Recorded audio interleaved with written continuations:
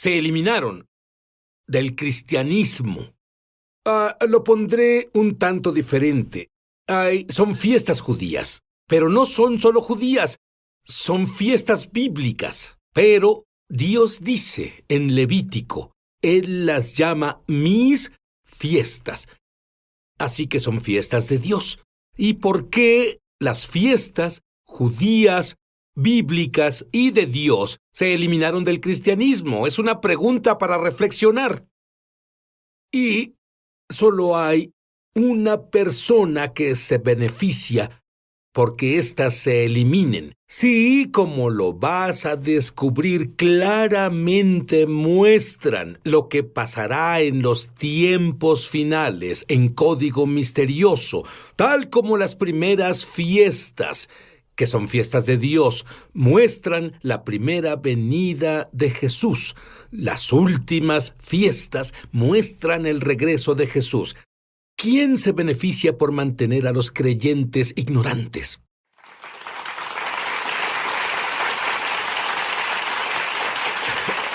Tengo a Perry Stone aquí. Y, Perry, la última vez que lo entrevisté, él trajo a alguien con él, su padre, que ahora está en el cielo. Y su padre operó en los 9 dones del Espíritu. Y le pregunté a Perry la última vez que hablé con él, tu padre tuvo una palabra profética antes de morir. Y tú contestaste. Dijo que el Señor le habló, y esto fue como un mes antes de morir, que en los últimos días, al acercarnos al final del tiempo, los creyentes iban a estar bajo mucho estrés, mucha tentación satánica. Y dijo que algunas de estas tentaciones nunca las han enfrentado, aún para personas devotas. Dijo que algunos serán tentaciones sexuales, hacer cosas que jamás pensaron hacer. Él dijo que solo, y estaba llorando cuando me dijo esto, él dijo, por favor, diles que el Señor dijo que tienen que orar excesivamente en el Espíritu Santo. Tienen que orar en lenguas del Espíritu, y cuando estén bajo la tentación, no traten de luchar solo al reprenderla en su lengua natural. Luchen orando fuertemente en el Espíritu de Dios para que la mente se renueve. Esa fue una de las últimas cosas que compartió conmigo. Yo tengo que decirte, Perry, yo siento que no quiero salir al mundo a menos que haya orado por lo menos 1 hora en lenguas. Y he hecho esto ya por algunos años. Y he animado a todos los demás, pero no conocía esa palabra profética. Muy bien, Perry ha pasado 80,000, escúchenme, 80,000 horas estudiando la palabra de Dios. Perry es uno de los pioneros de lo que se conoce como movimiento de raíces judías. Perry viene de... ¿Son 3 generaciones? 4 generaciones. 4 generaciones de personas en el ministerio. Él tiene algo que tú debes entender. Dime sobre la primera vez que te interesó Israel, incluso las raíces judías, porque si tienes los antecedentes que yo creo que tienes, ni siquiera oíste hablar sobre el Antiguo Testamento. Lo único que oí al crecer fue del Pentecostés, porque eso era la base de nuestro grupo. No sabía nada de la Pascua, no sabía de la... tal vez no sabía de pan sin levadura hasta que tenía 20. Y lo que me provocó fue ir de viaje a Israel, el primer viaje que hice. Y vi cosas de las cuales no tendría tiempo de detallar. La falla de terremotos en el Monte de los Olivos, las gigantes aves que repoblaban sobre el área de Basán. Y me di cuenta que todo eso está en la Biblia, pero no está reportado aquí. Es como si lo supieran ahí, pero no está reportado aquí.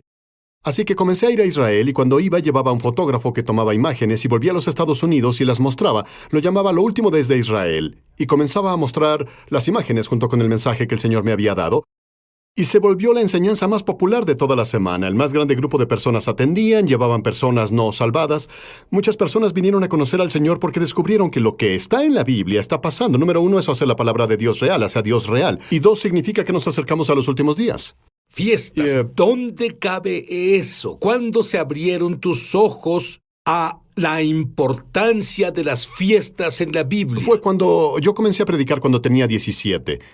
Tal vez a mis 30, cuando en realidad comencé a estudiar más profundo las raíces hebraicas, descubrí las 7 fiestas de Israel. Moadim, los festivales de Israel se llaman las fiestas. Son convocaciones de Dios, pero son tiempos determinados. Si tomas algo de la palabra en hebreo, pero también una de las traducciones del inglés te dirá, estos son mis tiempos determinados. Lo que en realidad captó mi interés es que Jesús Vino como el Cordero, pero volverá como el León de Judá. Así que hay dos naturalezas en un hombre. El Mesías que sufre y el Mesías que reina. Y tal vez algunos de los que están viendo el programa desde Israel y tengan un rabí, una de las cosas que enseñan los rabíes es que viene un Mesías, pero hay dos Mesías. Mesías hijo de José, el Mesías que sufre, y Mesías hijo de David. E incluso creían esto en los días de Jesús. Pero lo que tienes que entender está en las Escrituras. Él es el Alfa y el Omega, el principio y el fin, el primero y el último. La primera vez que vino, él vino para cumplir Isaías 53, el Mesías que sufre. Pero la segunda vez que vuelva, él volverá como el hijo de David a reinar en el trono. El Mesías, el hijo de David. Y si entendemos eso, entonces podemos entender mejor que las fiestas se dividen en 3 secciones. Las 3 fiestas de primavera se cumplen a través de Yeshua, a través de su resurrección, muerte, entierro, etc. Su ascensión, su venida, su aparición ante los discípulos durante los primeros frutos. El Pentecostés fue el nacimiento de lo que llamamos Iglesia del Nuevo Testamento, la Eclesía, los llamados en el Pentecostés. Pero aún no hemos llegado a las 3 fiestas de otoño aún, que son trompetas, expiación y tabernáculos. Y cuando comencé a estudiar en serio esto, dije, aguarda un minuto. No están predicándome o no comparten conmigo que esas 3 fiestas de otoño son proféticas y aún no han pasado. ¿Por qué no estudiamos esto? Y eso me provocó estudiarlo. Como sabes, 3 de las fiestas aún no se han llevado a cabo. Bueno, verás, Perry mencionó una palabra de Levítico 23, convocación. En hebreo eso puede traducirse ensayos. Y si viste los ensayos para la primera venida del Mesías y salieron a la perfección, significa que es asombroso. Dios es tan magnífico. ¿Cómo pudo hacer Dios esto? ¿Quieres saber cuál es la última? ¿Qué son estas fiestas de otoño que te mostrará a la perfección todo lo que debes saber sobre el regreso del Mesías? Volveremos.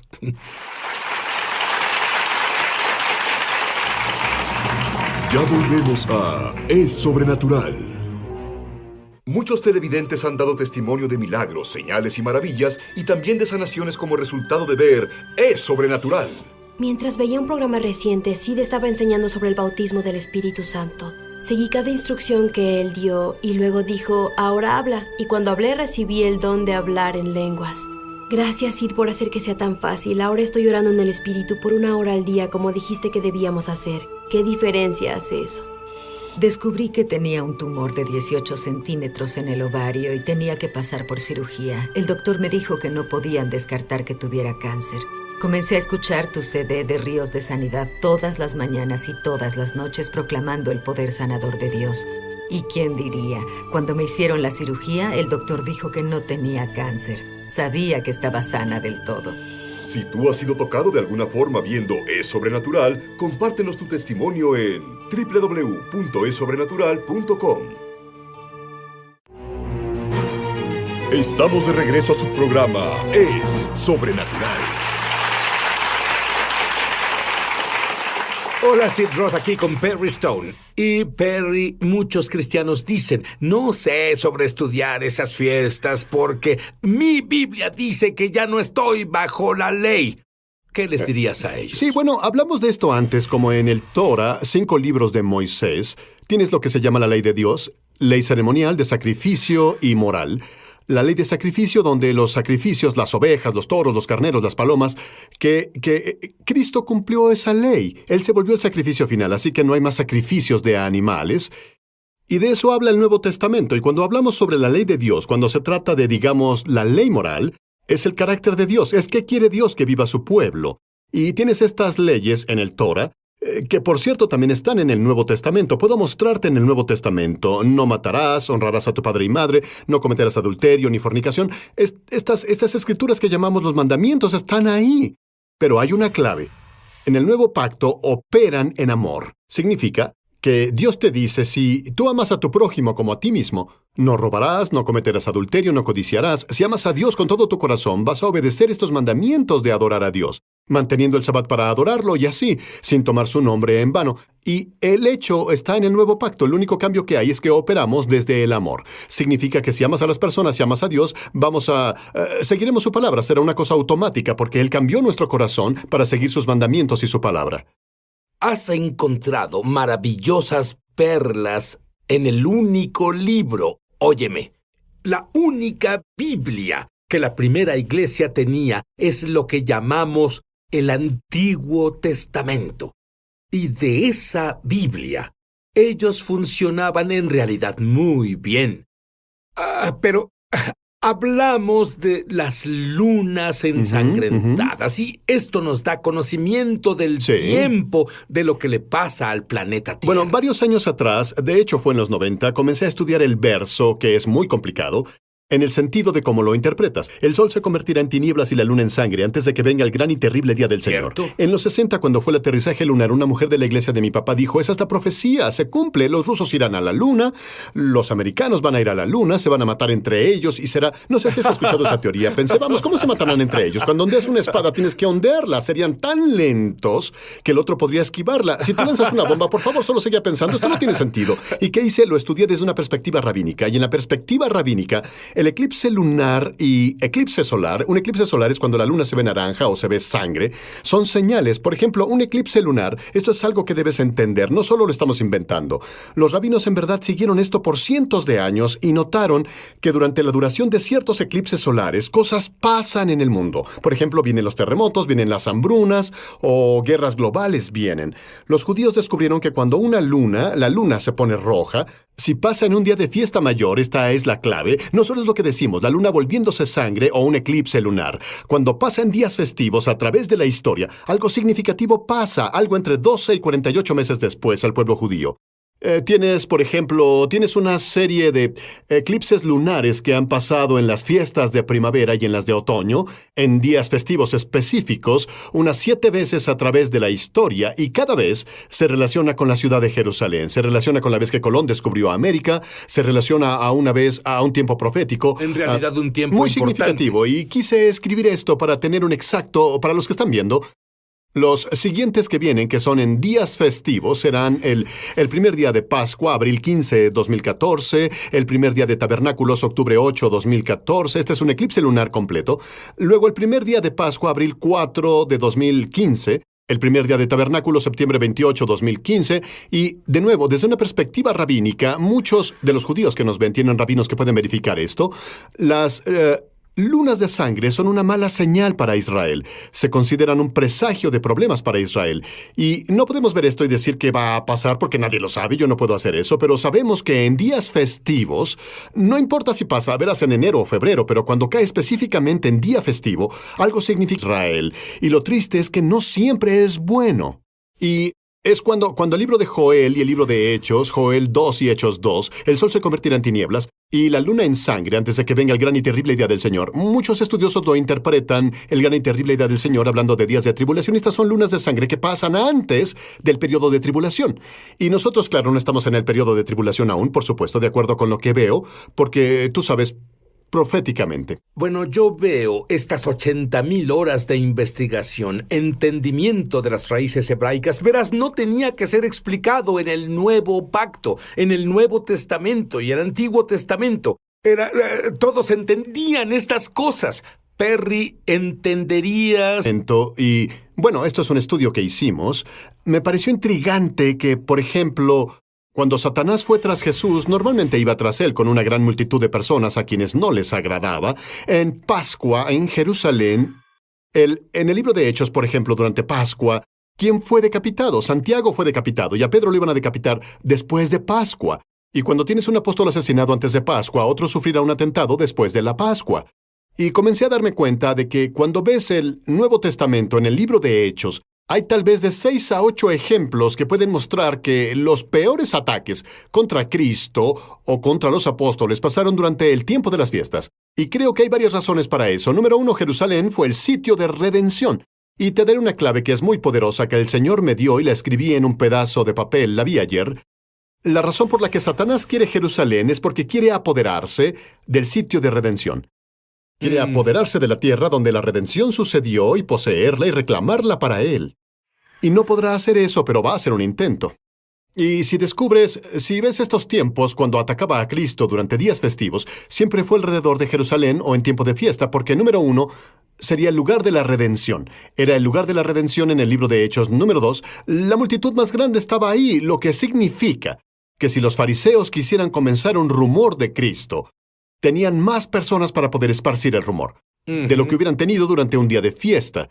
Y cuando ves esto, llegas a la conclusión, después de estudiar estos ejemplos, a detalle lo que yo hice, que el enemigo entiende los días festivos. ¿Por qué Israel fue atacado durante el Yom Kippur hace años? La guerra del Yom Kippur, cuando los sirios vinieron a atacar Israel durante el tiempo en que los hombres judíos estaban en ayuno y en las sinagogas. ¿Cierto? ¿Por qué Yom Kippur? Y en otras palabras, debemos entender que si Satanás ve las fiestas como algo significativo, de seguro debemos entender lo que representan. Bueno, no solo entender lo que representan, porque él dijo, estas son mis fiestas, y en hebreo la palabra para fiesta es estos son mis compromisos, y muchos descubrieron que cuando adoras a Dios en sus fiestas hay una clase de portal, un asombroso portal al cielo, donde la gloria de Dios puede caer sobre ti y los ángeles pueden subir y bajar la escalera. Dime un poco sobre lo que has averiguado de las fiestas de la segunda venida. Bueno, una de las cosas que amo primero que nada es mostrar a las personas que en las 7 fiestas hay 3 a las que todo hombre debe asistir: